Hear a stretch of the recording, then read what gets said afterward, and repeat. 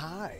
So recently I finished the entire Stalker trilogy after it was released on consoles, and I immediately became a diehard fan. But ever since I beat the games, I've been itching for more, and I found more, and I'm gonna share it with you. I'm always covering RPG games and whatnot, but this one caught my attention and I had to share it with you. So if you like RPGs, Bethesda, Starfield, The Witcher, Mass Effect, BioWare, Dragon Age, if any of that stuff sounds good to you, consider leaving a like at the least and a sub at the most. Thank you so much. Let's go. Wanna be a renegade? Red wolf. Red wolf renegade. Red wolf renegade. Chernobylite is a first-person shooter mixed in with survival horror, just like the Stalker franchise, and it's developed by Polish game developer The Farm 51, known for a few smaller games like Get Even, for example, and it's published by All In Games. The game is set in the Chernobyl exclusion zone, just like in Stalker, where the player's objective is to explore as a Ukrainian physicist. The game's map was developed from 3D scans and recreations of the Chernobyl exclusion zone in Ukraine. This game was kickstarted, and the campaign ended up exceeding the $100,000 funding goal and raised over $200,000 with over 3,300 backers. You also have the option to change the language from English to Russian if you'd like, and as you Metro and Stalker players know, the majority of people would actually prefer having it set in the native language, whether it be with Stalker in Ukrainian or, the Metro games in the Russian language.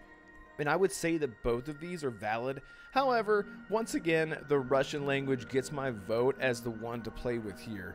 In this game, you can interact with different NPCs that you run across as you explore the zone, so there is a lot of looting involved, so you build opportunities to be able to save up on certain resources that you can choose to craft items or weapons, or trade them with other stalkers that you meet along the way. So there definitely is a level of sacrifice involved, just like in the Stalker series, where you have to really think about what you want versus what you really need. And a lot of the times you just have to make sacrifices to make sure that you are taken care of as well as your companions. Yes, that's right, not only do you have companions to take care of that will join you, but you have a base in which you can build up with mechanics very similar to that of Fallout 4 or Starfield. This was such a huge surprise to me while playing the game, because at first you just think it's a typical Stalker game, and then they surprise you with giving you options on how to customize your base the way that you want it, with furniture, power generators, crafting tables, lights, radios, beds, and anything to make your companions feel more comfortable as you build and change things around you to suit them or you. And I know what you're thinking. If I'm comparing it to Fallout 4, there must be morality involved. That's going to get annoying with my companions complaining all the time. But in Chernobylite, it's actually much more forgiving, and it actually feels really well balanced in comparison just because of the actual game loop as a whole. So what is the game loop, you ask? Well, let me tell you. Well, you have your base and you have your companions, and whenever you want to set back out into the zone for supplies, weapons, food, etc., you will need to assign your companions to do missions alongside you. Basically what this means is you as the player can assign one companion to go look for food, the other one to go grab ammo, and the other one to go, grab medicine and so on. During this phase, you will need to make sure that they have weapons and armor equipped, as different missions will have different success rates depending on how well equipped they are.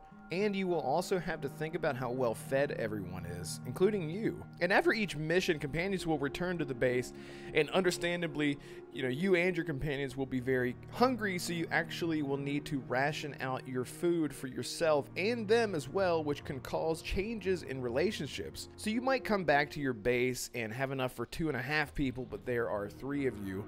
So will you take the ration cut and take the hit to your psyche meter? They leave that choice up to you.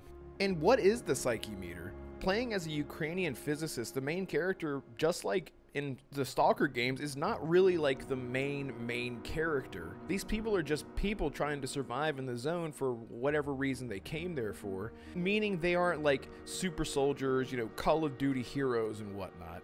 So how they have applied it to this game is that killing people can really take a toll on your mental health. Each time you kill an enemy, this will affect your psyche meter, but don't worry, it's not permanent or anything, as you can craft medicines, drink vodka, and make sure that you are in a good mental state after an intense firefight, so the game doesn't necessarily punish you for killing. Speaking of firefights, yes, you can customize the weapons that you find. You can even craft weapons altogether. Taking the resources that you have found in the field, you can craft things like a suppressor for your handgun, or give your shotgun a new sight, or your assault rifle a new stock, and so on. And what about leveling up? In Chernobylite, the leveling system is very unique in my opinion, as it's not just like a skill tree. You will still need to level up and gain experience points, but you cannot use them right there on the spot.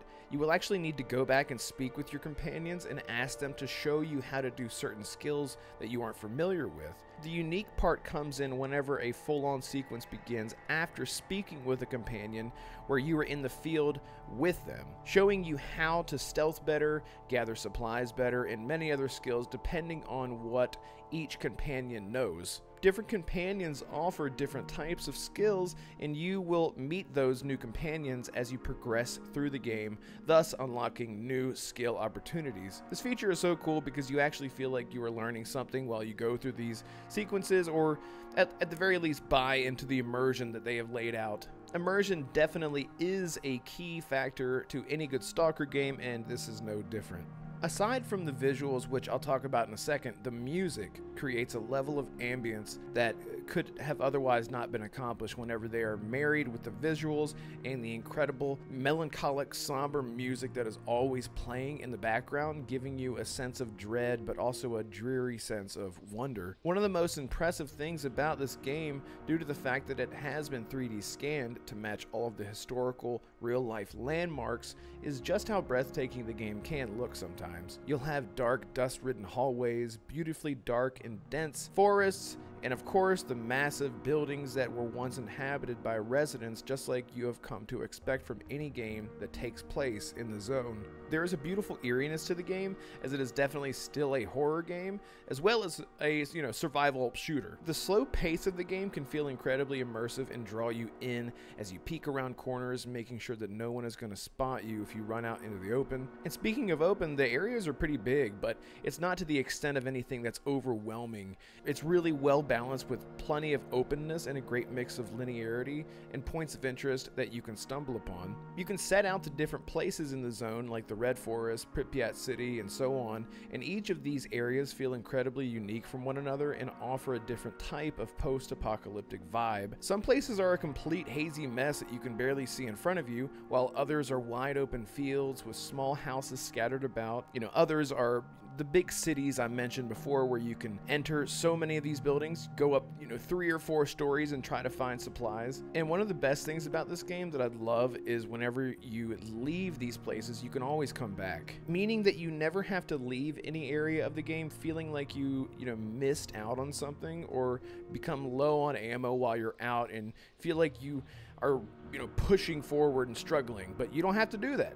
You should just come back to your base, make sure that your companions that you sent off on the missions are fed and taken care of, get yourself some sleep, and head back out the next day. Once you get out of the prologue, the game opens up and allows you to start diving into all the features that I mentioned before. So if you're excited for Stalker 2 and you need something to scratch the itch, look no further than Chernobylite, which is actually available right now on PC and all consoles. And not only that, but there is a free trial. It's available right now.